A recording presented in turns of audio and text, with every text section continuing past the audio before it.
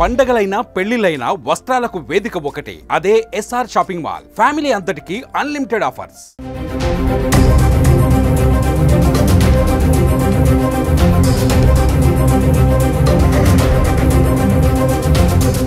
తిరుపతి జిల్లా సులూరుపేట పట్టణంలో ఒక లోన్ యాప్ విషయంలో Finable technologies company limited, it is a loan app, it was registered loan app. ఈ loan app persons సులూరుపేటకు చెందిన ఒక యువతి సాఫ్ట్వేర్ ఇంజనీర్ గా హైదరాబాద్ లో ఉద్యోగం చేస్తూ లోన్ తీసుకోవడం జరిగింది. 5 times కట్టిన తర్వాత 6th time ఇన్స్టాల్మెంట్ కట్టలేదని చెప్పి వారి బంధువులకై, ముఖ్యంగా వాళ్ళ బ్రదరు వాళ్ళ మదర్ కి ఫోన్ చేసి తిట్టడం, తర్వాత ఆమె కాంటాక్ట్స్ కి మేము న్యూడ్ ఫొటోస్ పంపిస్తాము అని చెప్పి ఆమెకి మెసేజ్ పంపడం, వాళ్ళ బ్రదర్ కి కొన్ని ఫొటోస్ పంపడం జరిగింది. ఇమ్మీడియట్ గా వారు కంప్లైంట్ ఇవ్వడం వల్ల ఫర్దర్ ఇన్వెస్టిగేట్ చేసి DSP Naidupeta Sullurpeta inspector immediate గా వారిని అదుపులో తీసుకోవడం జరిగింది.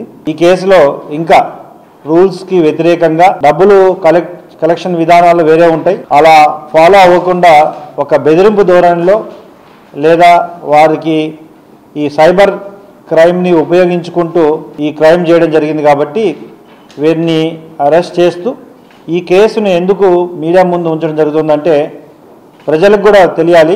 నాన్ బ్యాంకింగ్ ఫైనాన్స్ కార్పొరేషన్స్ ద్వారా, కంపెనీస్ ద్వారా కానీ లేదా లోన్ యాప్స్ ద్వారా కానీ ఈజీగా ఎటువంటి వెరిఫికేషన్ లేకుండా లోన్ ఇస్తామని చెప్పి లోన్లు తీసుకోవడం, తర్వాత వారు పెట్టే హింసలకు ఇబ్బందులు పడడం అనేది జరగకూడదు. కాబట్టి ప్రజలు కూడా తెలుసుకొని ఈ non banking finance corporations loans తీసుకోవడం అనేది కొంత ఆలోచించి తీసుకోవాలని తెలియజేస్తూ, ఒకవేళ తీసుకుంటే ఏదైనా ఇబ్బందులు ఉన్నప్పుడు ఖచ్చితంగా పోలీస్ వారికి తెలియజేస్తే తప్పకుండా కఠిన చర్యలు తీసుకోవడం జరుగుతుంది.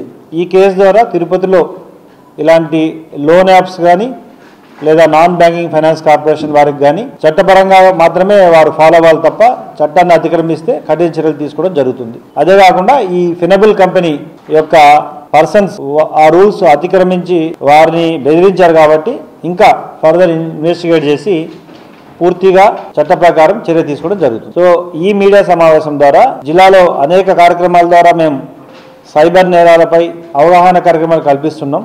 ఇంకా ఎక్కువగా అందరూ ప్రజలు సైబర్ నేరాలపై అవగాహన కల్పించుకొని రకరకాలుగా వారు మోసగిస్తున్న విధానాలను తెలుసుకోవాలి. ముఖ్యంగా ఓటీపీ లేదా ఉద్యోగాలు ఇప్పిస్తామని లేదా పార్సల్స్ మీకు వచ్చాయని, సో ఈ విధంగా రకరకాల కోణాల్లో వాళ్ళు భయపెట్టడానికో లేదా నేరాలు చేయడానికి ప్రయత్నిస్తున్నారు. కాబట్టి అవగాహనతో ముందుకు వెళ్ళాలి. సైబర్ నేరాల నుండి పూర్తిగా ప్రజలు అప్రమత్తంగా ఉండాలని తెలియజేస్తున్నాను. పంపిస్తాం. ఫర్దర్ కేసు కంప్లీట్ అయిన తర్వాత ఇన్వెస్టిగేషన్ తర్వాత ప్రభుత్వానికి దీన్ని రికమెండ్ చేయడం కూడా జరుగుతుంది. చాలా ఉన్నాయి.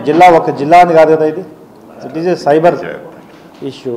ఇట్ ఈజ్ ఏ రాష్ట్ర వ్యాప్తంగా ఉంటుంది. ఒక జిల్లాకి కేవలం కంపెనీ బేసే ఉంటుంది, జిల్లా బేస్ అనేది ఉండదు. ఇదంతా కూడా కంపెనీ బేస్ మీదే ఉంటాయి.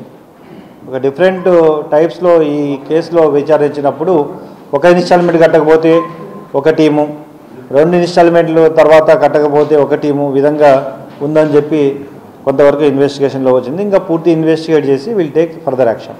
ఇవన్నీ కూడా అటెన్షన్ డైవర్షన్స్ ఇవన్నిటివి అదే డిఫరెంట్గా ఉంటున్నాయి. దీనిపై కూడా ఫర్దర్ యాక్షన్ తీసుకోవడం జరుగుతుంది. ప్రజలు ఖచ్చితంగా అప్రమత్తంగా ఉండాలి. ఫస్ట్ ఇటీవల జరిగిన నేరంలో మున్సిపల్ ఇంటికి వచ్చాము, ఇల్లు కొలతేస్తామంటే ఇంట్లోకి ఎవరు పోకోకుండా వాళ్ళు మాత్రమే ఇంట్లోకి పంపించడము, బీరువా తలుపులు తీసి ఉంచడము, ఇవన్నీ కూడా ప్రజలు కూడా ఖచ్చితంగా అప్రమత్తంగా ఉండాలి.